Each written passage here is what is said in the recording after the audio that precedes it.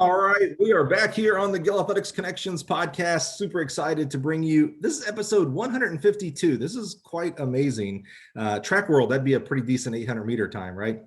Yeah. Little known secret. That's actually my 400 meter PR time. So no judgment on here. But help me welcome today to the program the head coach of Lee University in beautiful Tennessee, the wise, the wonderful Mr. Caleb Morgan. Caleb, how are you, sir? Doing good. Thanks for having me on the show. Dude, I'm excited for this. I'm not sure, you got a hot hand right now with a certain athlete I'm sure we'll bring up at some point, but you're doing amazing things there at Lee University. I've been trying to get you on the podcast for a while. You've been on my list because of really not knowing a lot about Lee University, to be real frank with you. And then starting to dig in and seeing like, holy cow, you guys, like, this is a powerhouse. You guys are doing an amazing job there. So I'm just super excited to learn your story and how you got to Lee University and, just some of the things that you're doing there at that great university. Yes, sir. Thank you. Well, Caleb, we like to start kind of, actually, you tell us where we start. Where does, track and field start for you? Were you a high school athlete, a club athlete? Did you not even do track and field? Yeah, so I actually started in middle school. I did cross country in the 6th grade to get ready for middle school basketball. I didn't want to run, but my mom made me because she thought it would help me do better with the basketball coaches and cross country coaches were the same people. And so they encouraged people that were going to play basketball that year to run cross country. So I did that, didn't want to do it. Felt like my mom just really was pushing for it. Ended up not making the middle school basketball team. So, but I was a pretty good runner. So I went into track that year. My mom, she was a really good sprinter. And just because I ran cross country in the fall, then whenever we broke off into groups for the spring, I just migrated with the distance runners because that was the group that I was with from the fall. Did you secretly want to go to the sprints and hurdles though because of mom, or was it just sure I cross country, I'll go do the distance stuff? That's just where my friends gravitated to was the distance. So I went with them, and my mom was upset. She was trying to get me back over with the sprinters for a couple of weeks. So I was kind of more of a 4.8 runner starting off, and then slowly kept moving up through the distances as I went. So yeah. And where is this? Where did you grow up? Actually, so it's funny. So I went to Lee. I went to high school locally in Cleveland, where Lee is at, and middle school was actually right across the street from Lee. So I kind of been within 3 square miles my whole life as far as school goes, and everything's kind of right here together. And my whole family lives here, and my wife's whole family lives here. So kind of a rare situation with everyone being here, and then happening to go to Lee, and then them starting a track and field program, and then then them wanting to hire a full-time head coach for the first time, and that ended up being me. But kind of a small circle, just kind of all right here in the same general vicinity in town. So. Well, let's unpack that. Talk to us about high school and competing. You said you were a distance guy. Does that mean you were more of a 2-miler or more of a half-miler? And how did high school play out for you? Yeah, so I was a mile 800 runner. I was all-state in Tennessee a couple times in the mile, and then I went to Bryan College actually my freshman year of college, just my first semester. Really good coach there, Rodney Stoker. He went on to coach at University of Tennessee. He was the distance coach there for a couple of years. And he had a really big impact on me, even though I was with him for a semester there at Bryan, but just coaching wise and just training philosophy wise. And then I ended up transferring to Lee my second semester of my freshman year. And a really small team at the time. We only had distance running, no track athletes.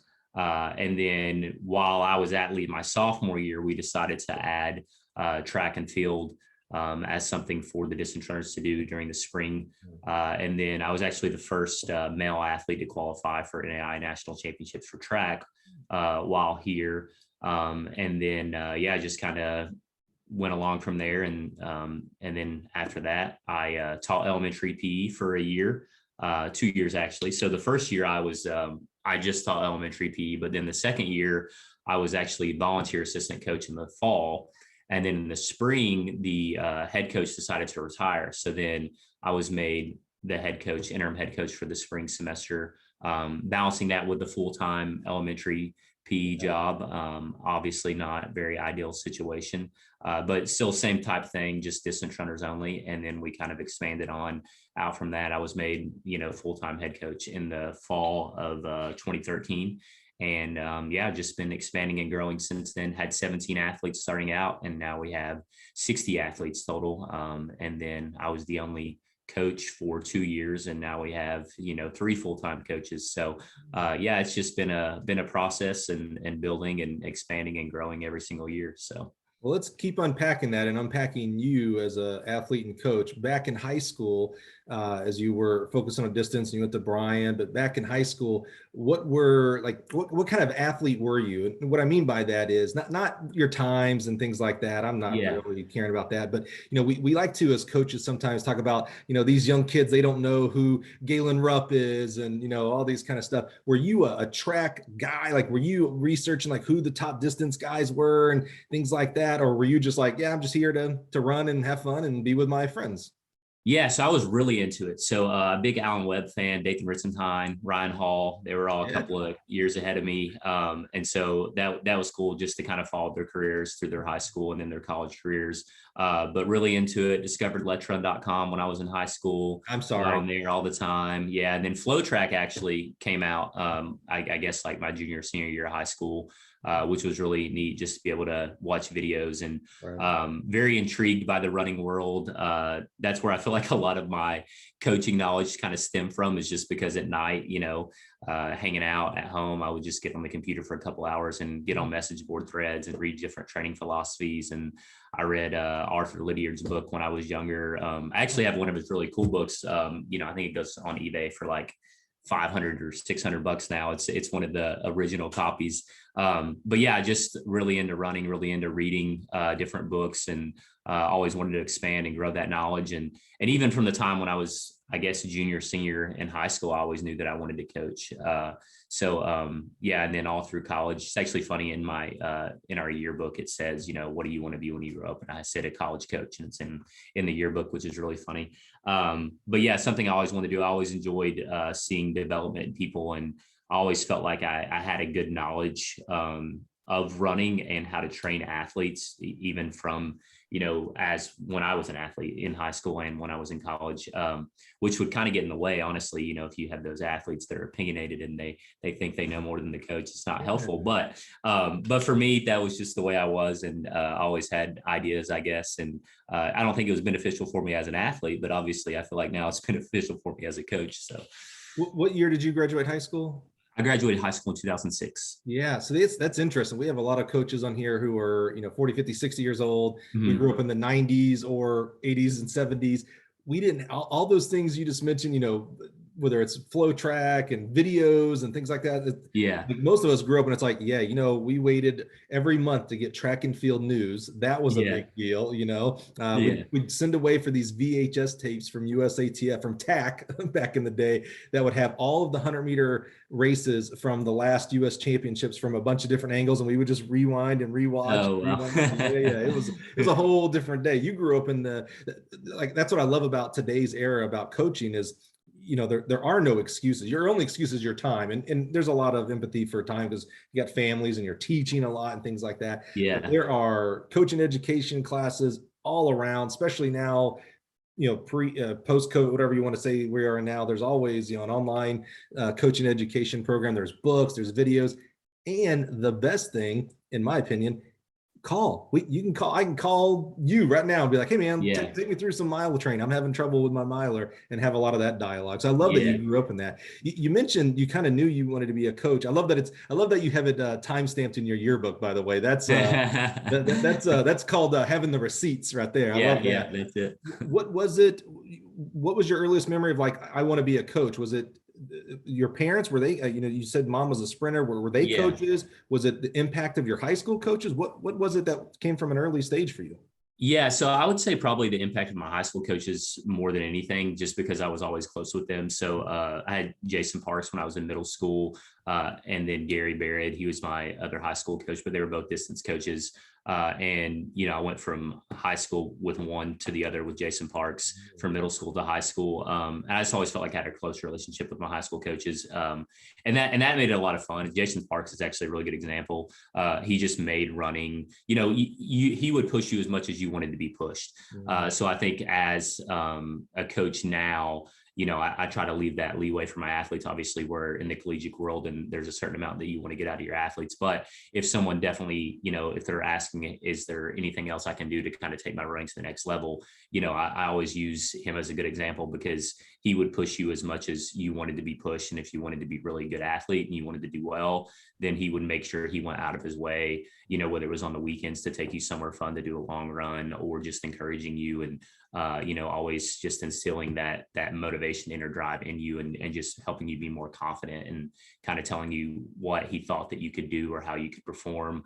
And then Gary Barrett, he was another one. He's the same type idea, but they were two different coaches. But they were both of my high school coaches. They had very different outlooks on how to train an athlete, but they were both very beneficial for me in the way that they approached each one of our athletes. And it was good for me to see, even just from those two high school coaches, how much of an impact that coaches can have in your lives, just moving forward, and just the little things, just the way they interacted with their families, and just seeing that is really, really good. So yeah, great examples of the positive impact of coaches. I love that in this little town of yours, that they are making an impact, and look what their impact has specifically for you. I mean, that's quite an amazing story from them, man. I love that they did that and were able to instill that love.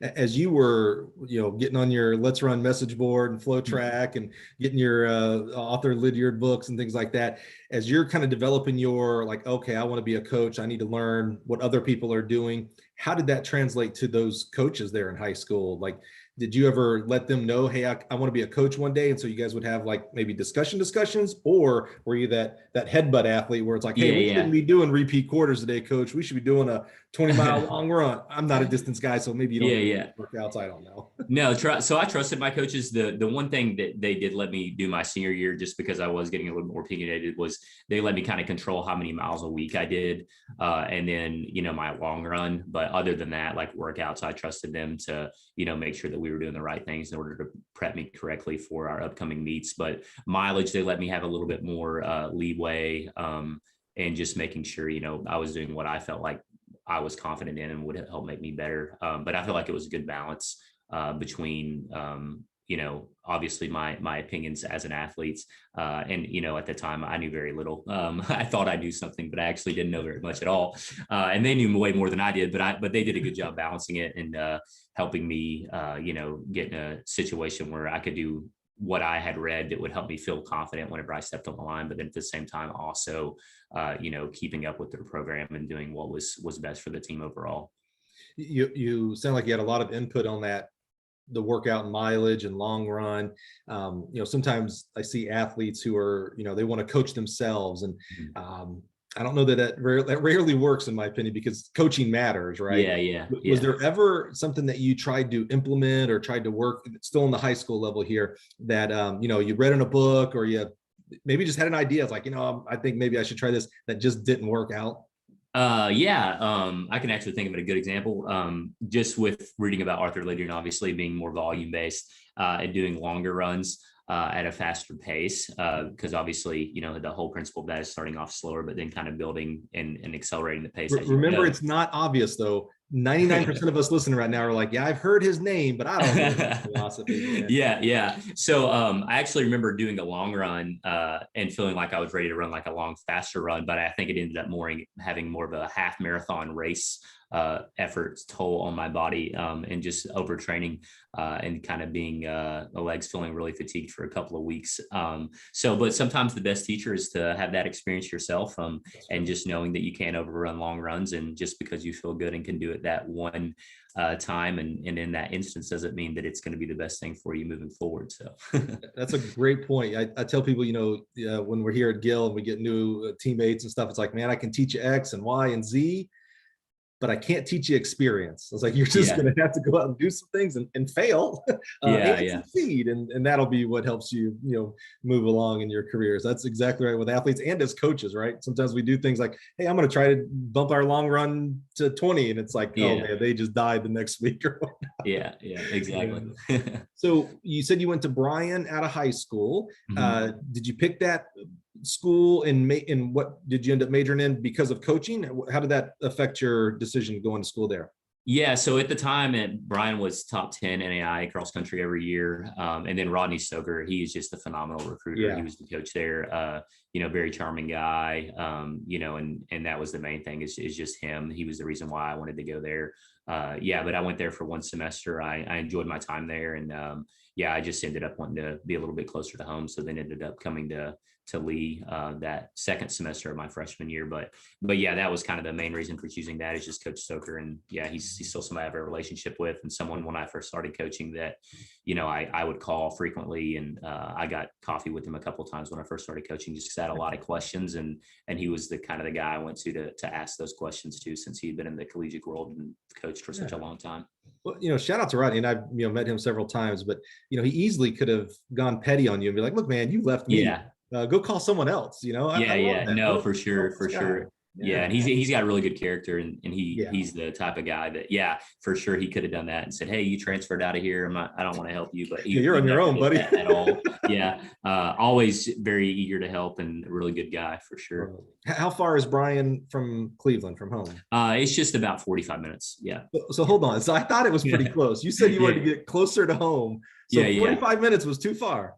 Yeah. So really, I'll tell you the whole story. Okay. So my wife now, it's okay to say my wife but at the time she was my girlfriend. She was going to Lee the next year. She was a year behind me in high school.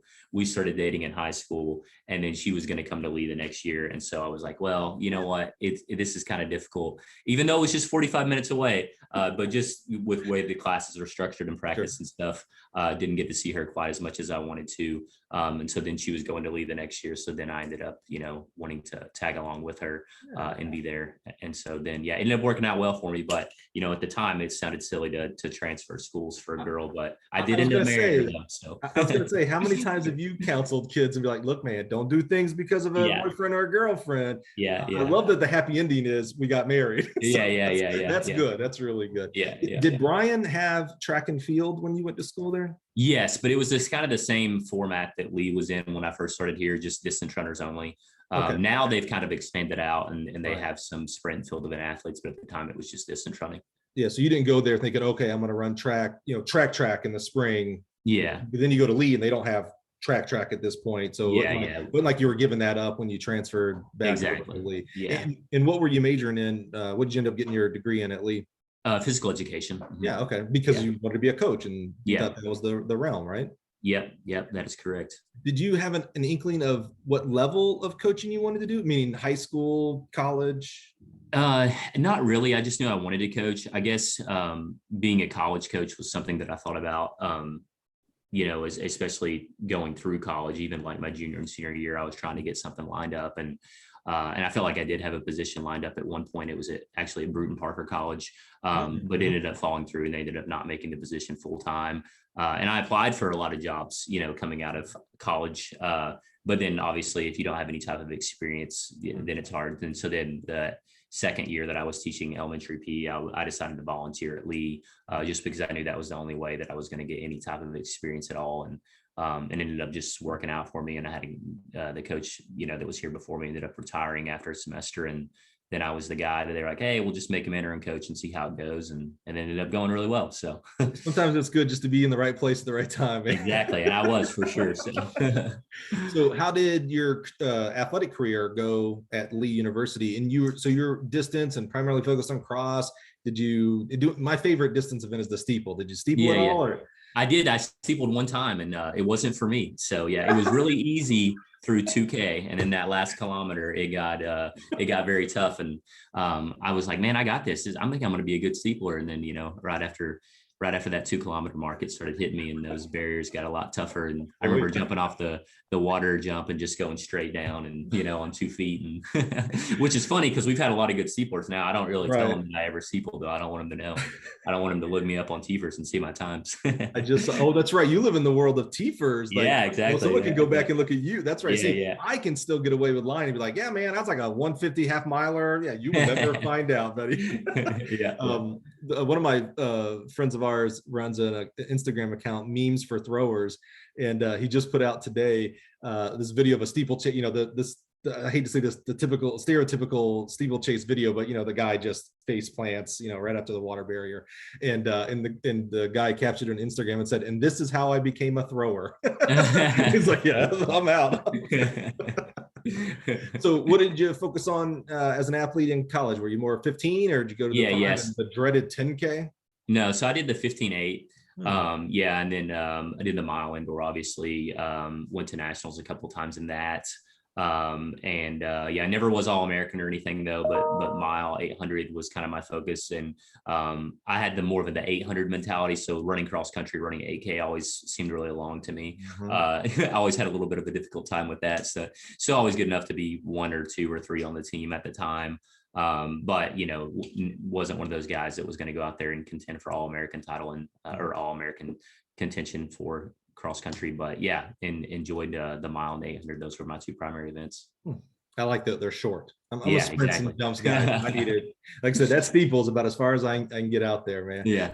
What so you end up being at Lee, volunteer coaching, and then getting on full time, and now as the head coach. You mentioned Lee was NAIA back then. When Yes. did that transition occur to Division II, and was there a transition in between that? You didn't go D3, D2, right? You went NAIA. Yeah, we went NAIA D2. So we actually it was my first semester that I was full time, was our last semester in NAIA in the spring, and then the next year we went our 2 transition years going to Division II from NAIA, where we didn't compete in the postseason. And so we actually competed in the NCCAA, the National Christian College Athletic Association. Yeah, so we did that for the 2 years that we couldn't compete in the postseason for the NCAA. So that was my first 2 years, which I actually think was good. It was a good opportunity for us to get our team up to where we needed it to be. And I believe like in fall of 2013, our first year in the NCCAA, our women were like 13th as a team at cross country nationals, and our men were like 9th. And then we brought in 2 really good recruiting classes. And the next year, our men actually ended up winning. And then our women were 4th. So, and then the next year we were D2, which was good because we were ready by that time. We just needed a couple of years to kind of bring in recruiting classes that would be competitive on the NCAA level. And then our men qualified the first year for cross country in 2015, whenever we did go to Division II. And it was a really big deal at the time. It was the first athletic program that we had go to the national championship. And I think we ended up getting 26 that year. But it was a good transition into the NCAA, and yeah, it went well. So what do you think about that? Like, I have not so good feelings and thoughts about when a school goes from NAIA to Division II, or Division II to Division I. Yeah. You mentioned 2 years you set out. I think Division II to Division I is 4, if I remember correctly. Yeah. So for NAIA, the scholarships structure is, I believe, like our women's soccer team, we had like 11 scholarships when we were in NAIA, and then we went to 9 for Division II, which is the NCAA allotment. And I'm not sure what it is for track or what it is for most sports. We weren't at the max when we were in NAIA, but I know a lot of NAIA sports, you get more scholarships than ever you get for the NCAA. So I think the 2 years is appropriate to kind of filter out some of that money. And then they want you to be year 1 and 2 of your transition at the scholarship limit that they have for the NCAA. So I think the 2 years is good. I think if you're going NAIA to Division II, but obviously I think, the 4 years going from D2 to D1 is a little extensive. And usually it's in a situation like for women's track where you're going from 12.6 scholarships to 18, where you're actually at a disadvantage your first couple of years. So it probably should be 2 as well, but that's just my opinion personally on it. But yeah, that seems like a long block, 4 years from D2 to D1. Yeah, that soccer scholarship example aside, because I agree with that. You don't Yeah. want to move, that doesn't make sense. But I'm 100% against all of these things, like that kind of stuff. The things that you see now with when a school changes conferences and the old conference or still the current conference says, well, you're not going to be able to do postseason then, and it's like, Yeah. man, I just that to me just absolutely kills this idea that as athletics and college athletics, we're here for the student athletes. Yeah. That to me completely goes to the other side, says no, this is all about money and spite. Yeah. I Yeah. just don't like that at Yeah. all. And 4 years for a transition, good Yeah. golly. Now a lot of times a school, when they're doing that D2 to D1, they got 4 years, that's a struggle to recruit, right? Because you can tell the greatest recruit in the world, they may love you and be like, yeah, but I can't go to postseason. And that's Yeah. the holy grail for athletics. It didn't seem to have really affected you during your 2 years. You sounded like you were getting on recruits and you're ready to move right in your first year. Yeah. Yeah. So our philosophy was, hey, if we had some good athletes come in that we felt like we're going to be able to qualify for Division II nationals by their junior or senior year, then we were just going to redshirt them for one of those years. And Division II's pretty competitive now, and usually you do have to be a junior or senior to get in. Occasionally we'll have a sophomore get in, but very rarely do we have a freshman actually qualify for nationals. We do, but it's not as consistent, just because you have to develop a little bit more. So but yeah, so that was our philosophy. It was like, hey, we're just going to redshirt you if we feel like you're going to be able to contribute at a high level at the Division II level by your junior or senior year. So that way we're not wasting a year basically doing the NCCAA, and we can just have a year to develop you. Yeah, 2 years seems manageable, if you will. Yeah, yeah. Especially at that point, man. Go look at the D2 nationals. It's hard pressed to come in as a freshman and sophomore and make some noise on the nationals. There are some that do it, but man, that D2 national meet, it ain't no joke. Don't think you just go step in and be all American right off the bat. That's for sure. That's for sure. That's interesting. So, Caleb, you have gone through Lee University here over the past, I don't know, when did you start there? What was your freshman year at Lee? So I guess 2003, fall of 2003. Yeah, so you're moving on 20 years at the same university, give or take a semester here and there and things like that. So not 2003. I'm sorry. It was, I'm going to say 2009. So, okay. All right. Yeah. Okay. So we're going to shorten it. 13 years roughly. Yeah. Still, that's a long time. First of all, that's a long time at any one university. I know we're talking about undergrad plus professional, but and you've seen a transition from NAIA to Division II. What have you seen there at Lee University? What's changed over the decade that you've been there as the coach? Yeah, so I guess I would say the biggest thing is just buy-in from our administration. So our administration, whenever we just had cross country, I think that we had solid programs, but then as we've gotten better and we've been able to build, and the first 2 to 3 years that I was the head coach, our teams got considerably better each year, which helped a lot with funding just for travel budget and then scholarship wise. And then leading all the way up to last year, we built a brand new track and field facility with all gill, equipment out there, which is the best money can buy. I'll Venmo you the money after the interview. Okay, thank you. Yeah, the advertisement, you told me to do that. So no, but it's been great. I think the biggest thing for us has just been buy-in from our administration, them wanting to see us be successful. And our athletic director is phenomenal. I don't know any other athletic director that comes to 6 meets a year. He always comes to 1 or 2 and cross, and then 1 or 2 indoor, 1 and 2 outdoor. And then our assistant athletic director, Jessica McIntyre, they're just really hands-on and bought into what we're doing, which really helps us. And you feel like you have that support. And, and I could take a recruit by their office, and I don't know a lot of other schools where you could do that and be like, hey, I want you to meet our athletic director. Hey, this is, Mr. Carpenter, this is the athlete that I told you about that we're looking to sign that's going to have a major impact for us. And we don't have football, which I think is a good thing for our institution. And I feel like we get a lot of attention here. And I feel like track and field and cross country are very valued. And I feel like our athletes really feel that. They really do. And it's not something we just say. And our athletic director, he says, certain schools, they have different tiers. They have basketball and then, football, they're up there. And then, you got your tier 2 and tier 3 sports, but he tries to treat us all equally, and you can really tell. And that's one of the reasons I've been around as long as I have, is because I know, this is the only boss I've ever had at athletic director wise, but I know that, you want to like who you work for, and you want to respect them, and you want them to have respect for you. And definitely feel like that is the case here at Lee for sure. Shout out. You say your AD's name was Mr. Carpenter? Yes, sir. Yep. Yes. Shout out to him. I go to, all the national meets, and I was just at, D2 in Pitt State and saw you guys compete there. I'm always impressed when I see an athletic director there. But then I'm immediately unimpressed with all the athletic directors that are not there. Yeah. It's your national championships. I guarantee you, if your football team or basketball team was in the national championship, the AD would be there. So Yeah. I go there, and the coach will say, yeah, this is my AD, or, my AD's over there. And it's like, man, bravo for putting action behind the words. Because I think a lot of ADs say what you quoted there from Mr. Carpenter of like, hey, all athletics are important. I'm sure he goes to tennis and golf and basketball and tries to hit up all of them throughout the year. I think a lot of ADs say that, but then when it's national championship time or conference championship time, they're not always at the track to watch. Yeah. They'll be there on Monday to ask you how it went.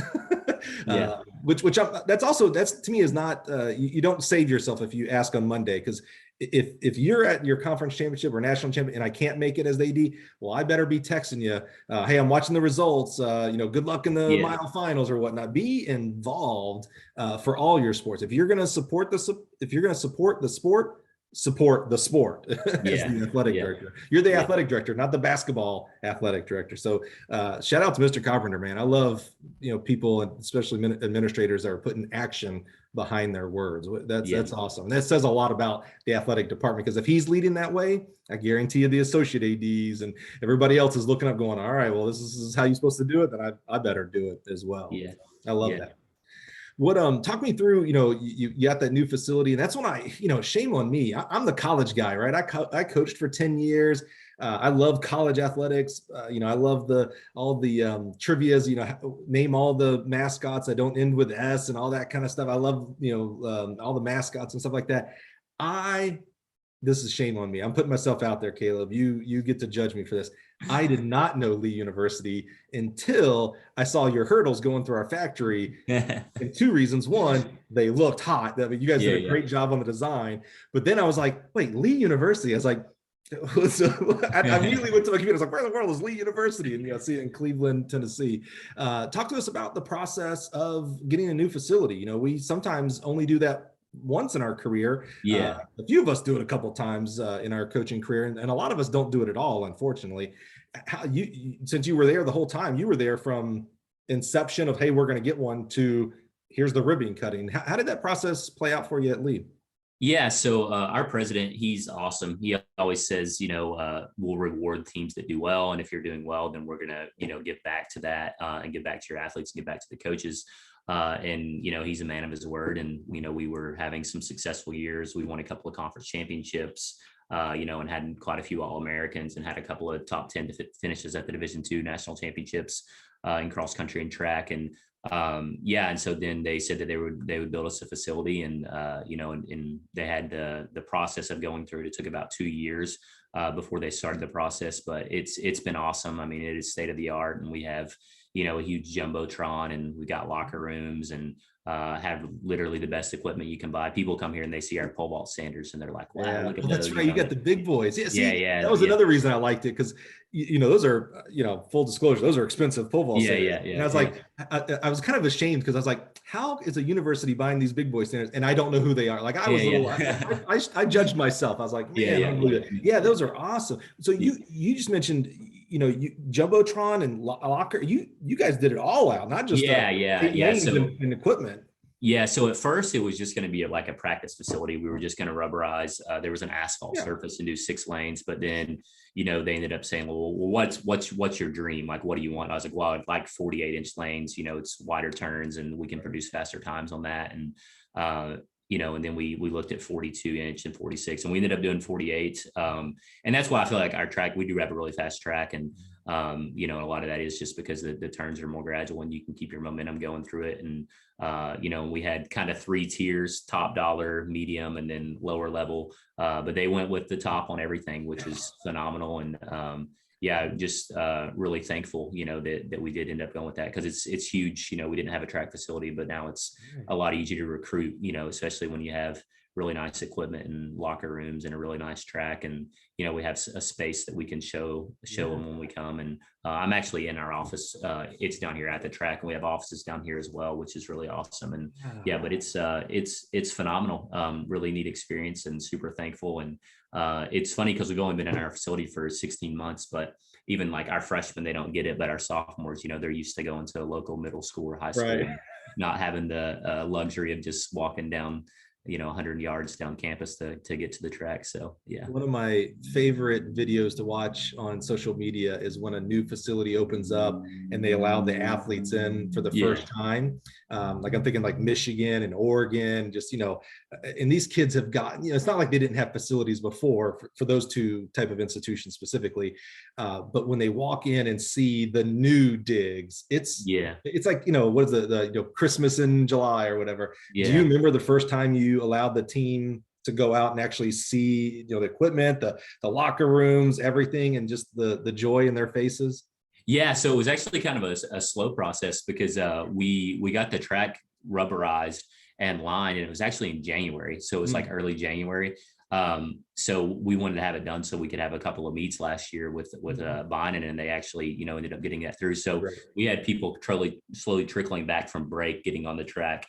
So it wasn't just an all at once. It was kind of like over a 1 week period of time. But we did have a lot of people come back from break early because they wanted to get on the track after Christmas break. But when we first got in the locker rooms, that was really neat too, just because they could see their names on the lockers, and we have couches and stuff in there and TVs, and really, really neat experience for them though. And I was really excited we could get it done last year, especially for that group of seniors that, we told them we were going to have a track at some point when they were there, and we wanted them to be able to get in, a couple of meets on it. So it was really awesome for them specifically. And you mentioned recruiting. I was going to give you the biggest softball question there is. So you recruited before you had a facility, and now you have this, honestly, Taj Mahal. It's a really top notch. I don't care. This is where, we talk about with when you're recruiting athletes and you're like, the division doesn't matter. If you come to Lee University, you're still going to race against A&M and Oregon and all those guys. They don't have just D2 meets and D1 meets until you get to nationals, right? Same with your facility. This ain't a D2, I'm doing air quotes here, facility. This is a premier track and field facility. How has it affected when a recruit comes in pre-facility? You're probably focusing a lot on the coaching, like, hey, here's what we can do in the academic side of it. Now you get to do that plus this, like, hey, and here's where you get to train and practice every day and your locker room, stuff like that. How much of an impact has that facility had on the positivity of recruiting? Yeah, drastically. I mean, especially, distance runners, it's not quite as important to them. And I feel like we were always able to bring in good distance runners, but sprint and field event athletes, like, it matters, and some people might say it doesn't, but it does big time. And we lost a lot of recruits because we didn't have a facility. And now that we have somewhere we can do it, and we have really nice hurdles, it's awesome to have those. Because the two places we practiced at locally, one of them had wooden hurdles. They were just really old, and not an ideal scenario, especially if you hit one. But it's been phenomenal, and just having a place to show them, and just, and we have an awesome conference room that has windows that overlook the track too. And that's usually where we ended up doing the conversations with their parents and them about scholarship and stuff. But it helps a ton. I think that we've been able to, this is going to be a really big recruiting class for us for a couple of reasons, but one big aspect of that is just having the facility and having a lot more interest. And and then we've hosted a couple of local high school meets, and so some people haven't even known in the local area that we built a track, and then you get them on campus and they're like, wow, Lee has a really good track program. And so it's just been good kind of spreading the word more about our program and what we have and what we've accomplished. So now you have a young track program, but maybe have history as a cross program. Did you guys invite alumni back? Do you have an alumni event or anything for them to see it and be jealous of? So we've actually had, we had our meet this past weekend, and we had quite a few alumni come. So we had it last year, but it was kind of all thrown together at the last minute. But this year, we ended up having, I think it was 70 different institutions represented, and 105 schools, men and women, genders combined. And but it was a big meet, and we had a lot of alumni come in just to see the meet, and we had some fast races set up. So it was really awesome. It's been good for them to come in and see. And they always say, I wish that we had this when I was here, but but they're happy that we have it at all now, and it's cool. So yeah, that's awesome. Well, talking about fast races, and I don't want to make it, we don't talk about training or anything like that. We don't talk a lot about athletes, especially still current athletes, but you've got someone special there. And I'm willing to bet you prove me wrong here, that the success that Mr. Christian Noble has had actually predates Christian Noble. Like it's a steady, increase of recruits that have come in, and the successes that you had with them. And then a Christian comes in.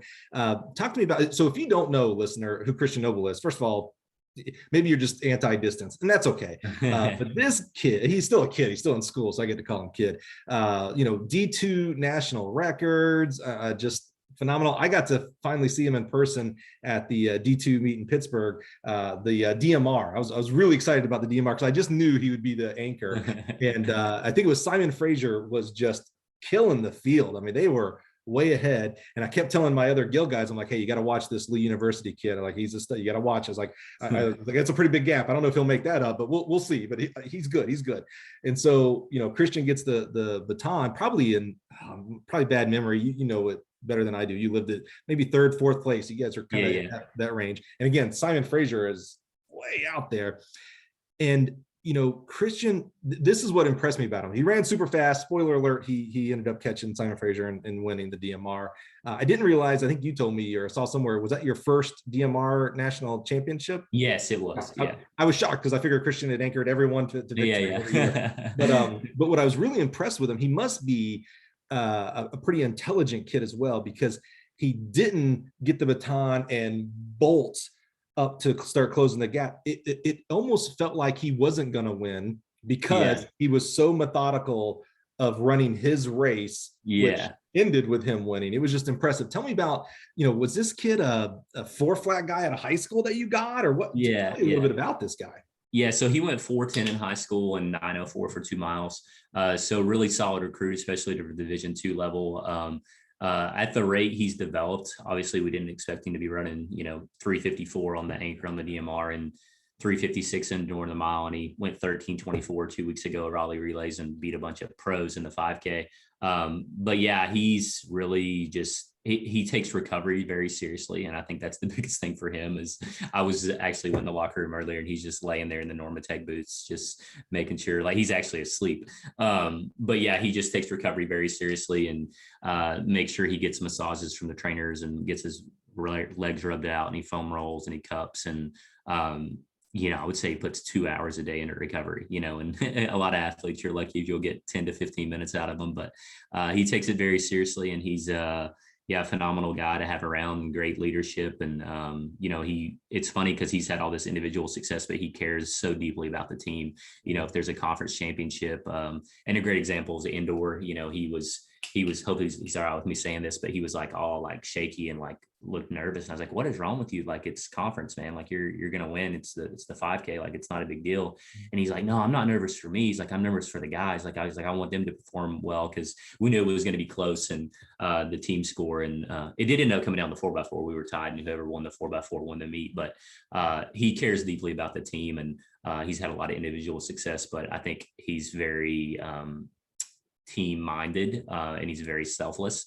And I think that's kind of what's helped him get to the level that he's gotten to. It's because if there's a championship on the line, like a distance medley relay, and he's got to go out there and anchor in 3:54 and do something no one's ever done before, then he's going to do it because he cares so deeply about what we're doing and helping us look good. So how does, when I coached high school, I started my coaching career coaching high school in Chicago. We had, and I was not the coach, so I'm not taking credit here, but we had a really good 2-miler. He ran 9:15. I don't know if you remember, this has been before your time. Do you remember the name Marius Bakken at all? No. Yeah, it was quite famous during the non-internet time around 95, 96. He was an exchange student from, I think, Norway or Finland, who went to Elmhurst, where the great Joe Newton was. Oh, okay. It was one of those like, oh, he just happened to, come over and do a senior year at Joe Newton school, right? He was a big stud. He ended up running, I don't know, 13, maybe sub 13 as a pro 5K kid. But our kid beat him at cross country. That was a huge deal because Marius is just a super stud. And I remember as a 9:15 kid, and I was so naive. This is my first coaching job. he was only getting, I think Indiana was offering him like 25% or 50%. And it was like, I thought our kid was like 9:15, like that's the greatest race ever. Like you're number one in the world as far as I'm concerned, Yeah. Now I see, and distance is a little different in 2022 than it was in 95. But I see that high school team was at Newberry Park or whatever, and they just had 3 guys or 4 guys run sub 9. I mean, Yeah. it's bonkers. Long-winded way to ask this question. How did you get a 4:10, 9:06, I think you said, kid to come to Lee? Like he obviously had to have choices of, air quotes here again, bigger, better institutions, right? Yeah. So he had spoken to like Indiana, he had spoken to Oregon. Oh, He wow. said for a week. They anyway, but yeah, so we had him on campus, and we connected, and I felt like Christian's very unique. I don't think he needs a lot of individual attention just because of the way that his body works. So it's very easy for him to overtrain. He's a very low mileage guy. And he needs really good communication between his coach and himself. So I think for him, whenever he had him on campus, we just hung out. Basically, we went cliff jumping. Like he rode in the car with me with some guys on the team, and and I spent a lot of time with him, and then spoke to him on the phone a lot. And then he actually qualified for Foot Locker that year, and I flew out to San Diego to watch him run. But really spent a lot of time recruiting him, a lot more than I had any other athlete, just because I knew the type of talent that he was, and really 4:10 and 9:04 are great times, but there's a lot more behind that story, and he had a couple of stress fractures his sophomore year and junior year of high school, and couldn't really stay healthy. So I think, to me, it looked like he had a higher ceiling than what his times indicated that he did in high school. But yeah, just, being able to get him was huge for us, and going to Foot Locker. And when they introduced the guys and hearing, oh, he's going to Stanford or NAU or Colorado. And then you hear Christian Noble, going to Lee University next year. That was a pretty neat experience for us. But yeah, just being able to just grow with him his senior year, and just being someone that he could talk to, and just someone that he felt like he could connect with. I guess that's what he always says too, is it's just the athlete coach connection is the biggest thing for him. So yeah. Well, first of all, I'm gonna make a little joke. I thought you were gonna tell me he was from Cleveland, Tennessee, and so yeah. You just want to go across the street. Yeah. But what I really love about that story, because it tells me 2 things: one about you, and then one about him. Because I'm huge on Twitter. I've said that 100 million times, but it's true. I just, I live on it. I just like the social communication part of it.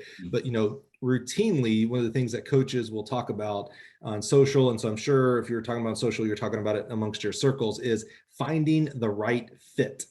And that it's don't always chase the quote unquote big name or whatever, et cetera, that the right fit for you academically, socially, et cetera, of course, athletically, because we're talking in the athletic realm. So I love that he didn't just get enamored by the bright lights, big city of great institutions. Come on, I love Colorado. I love Oregon. I love NAU.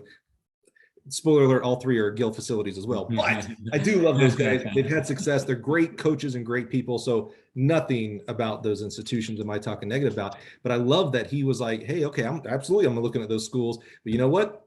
This Lee University seems to have my major, and, the size school I want, and whatever other attributes he looked at. So I love that, he didn't get caught up in it, in the Nike swoosh of some school, or Adidas 3 stripes of some school, that he actually made a conscious decision of what he felt would be best for him. So I love that. And then for you, Caleb, when I asked you that question, the first thing you said is, yeah, I established relationship. That's so important when we're talking about recruiting 18-year-old kids to our college programs, that, hopefully they're going to be there 4 to 5 years. That's the goal, right? And go on to be better than when they came. They're going to go and become business owners and moms and dads, and, all these other great things that you're like, yeah, we made a connection. I made a relationship with them, and that mattered. So I love for you that, it wasn't like, oh, I'm just going to throw the, full ride. He's going to get everything. He's going to be the king of Lee University because of being a 4:10 kid, right? That it was like, yeah, we made a relationship, and I thought he'd be a good fit for us, and I'd be a good fit as a coach for him. So that's really awesome, man. I love that. Yeah. Thanks. I love that. Tell me a little bit as we start to wrap up here today. Tell me a little bit about Lee. I'm probably the only person that didn't know about Lee University, I'm sure, but like how many students are there? What's most people majoring in? Tell us a little bit about the college. Yeah, so we have 5,000 students, and a lot of people come here to do education and music and business. We have a great health science program. We have like a 88% acceptance rate into med school if you come through our program here. And we are really big in cross-cultural studies. I believe we're #2 behind Duke nationwide. You have to do a cross-cultural trip before you graduate. And then we're really big into service as well. So everyone has to do 20 hours of community service a year, which is actually, it's one of those things you don't want to do whenever you come in, but then, you get out in the community and you might go to a nursing home or go to a part of Cleveland that I guess it's not as well off and just talk to people there, build relationships. But those are all things that are who we are and part of our identity. And I think it's one of those things that it kind of sounds overwhelming your freshman year. If you hear about, oh, we have chapel, you have to go to 70% of the chapels throughout the month. There's just 2 a week. It's not crazy. And there's just 45-minute services, but they're really good. And it's part of our identity. And I think just embracing that, and I think the athletes that we bring in, that's the 3 things we tell them. We say, hey, we want athletes that want to do well athletically, do well academically, and grow spiritually. And those are the 3 things that we're targeting. And but yeah, it's a great place, and I love it here, and I don't have any plans on ever leaving. And people ask me that all the time if I am, and I say no, because I have all my family here and my wife's whole family, and it's home for me. So I mean, it's I was going to say the options inside 44 minutes from Cleveland are limited, guys. Yeah, He's going to be there. He tried the 45-minute route. It was too far. It was too far. Yeah. And tell me, I love, we believe healthy things grow. And so I love the institution growing from NAIA athletics to Division II, no facility to not just a facility, an amazing facility. You mentioned earlier the number of students or athletes on the team from 17 to, 40, 50, 60, however many you said, healthy things grow, right? You also mentioned that your staff, like you actually have a staff now. I just want to give you an opportunity to shout out the guys and gals that coach with you there and what they do and who they are. Yeah, so I've got Sharnae Ryland. She's been with us for 6 years. She's very active on Twitter as well. I was about to say. Yeah, she's our sprint field event coach. We just made her associate head coach this year. She's just done a phenomenal job. And one of the things that's kind of helped our program be so successful is just the consistency of having good assistant coaches. And I had Joseph Crook last year. He was with us for 6 years as well. And now we have Derek Flatford this year. He's been a huge addition for us, just hurdles and jumps wise, just very technical guy. And he was actually an athlete here. And then Megan Douglas, she's our throws coach, and she does a phenomenal job. And she was a really good athlete at Kennesaw State, and last year was her first year with us. But she's really helped us. We've had a lot of improvement with our throws. They really believe in her and what she's doing. And it's been fun to watch her just the last 2 years develop as a coach, because when you come in, obviously, you have this perception of how you were coached and, how you were as an athlete. But it's been really fun to just kind of see her move into that role this year and really grow. And and I'm excited to kind of see what the future holds for her. But phenomenal coaching staff. We're all young, which is good. And I think we get together once a week and we just kind of bounce ideas off of each other. And recruiting is very fun with this group. And I think I like having younger coaches because they're a little naive in the fact that they think that we can be national champions next year. And that's the way I was when I first started coaching. And but I think it's good. I think it's good to have that enthusiasm and that belief. And and they're definitely a great, awesome group. And I'm super thankful to have them, and couldn't do what I do as a coach without their support and them helping me out on a day in and day out basis. I love it. Yeah. We need a little naivety in our lives. Yeah. We can't all just be like, you know what? No, we can't do that. Come on, in our boxes, man. We need people to get us out of our boxes. And that sounds like you got it with that crew. That's awesome. Yeah. That's amazing, man. Caleb, just so thankful, man, that you would join us today. It's I'm always impressed with coaches that are doing not just good things with their athletes on the track, which you and the rest of your coaching staff are. You're in the hunt for D2 national titles. It was so exciting to watch your team compete in a lot of different events in Pittsburgh. I'll be at Grand Valley State again for outdoor. I can't wait to see. There's no DMR there, so I don't know what he's going to do to make it exciting, but I'm sure him specifically will find a way. But to see all your team there is just so fun. But I really have a place in my heart for alums that coach at their alma mater. I've said that several times here on the podcast. If you have ever talked to me outside of the podcast, you know that it's truth. I say it over and over again. There is something special when someone who graduates from a school and is coaching their recruiting. There is an authenticity that is irreplaceable. You say how good that school is. It's because I went to school here. That's the biggest proof I can get. I went to school here. I had a lot of choices, and I went to school here, man. Yeah. So that's why I just was always had you on the list to get you on the podcast. I'm so glad we were able to make it happen, because I just wanted to learn your story, and it's a fascinating one. And the best part about it is you mentioned a young staff. Your story is still being written. It's going to be awesome to come back and look at this interview and the things that you accomplished here in 2022 in the next 5, 10, 15, 20, gosh, you're young, and 30 years from now to see, you're in chapter, I'll give you chapter 2. I won't give you chapter 1. You're early in your journey, man. And it's just going to be exciting to see how you develop young people on the track and field side, I think you might end up being better known in the future as a developer of coaches, to be real frank with you. Just your, that young passion you had of being a coach and going out and learning from great guys like Lydiard and stuff like that. I think that's going to be a calling card for you of developing young people into great coaches, which is super impactful, because then those guys and gals go out and impact thousands of athletes and other coaches themselves. I think that's going to be part of your legacy, man. And I'm just super excited to be able to document chapter 1 of this journey for you, man. Yeah, well, I appreciate you. Thank you so much for having me. Absolutely, man. Have a great week. Yeah, you too.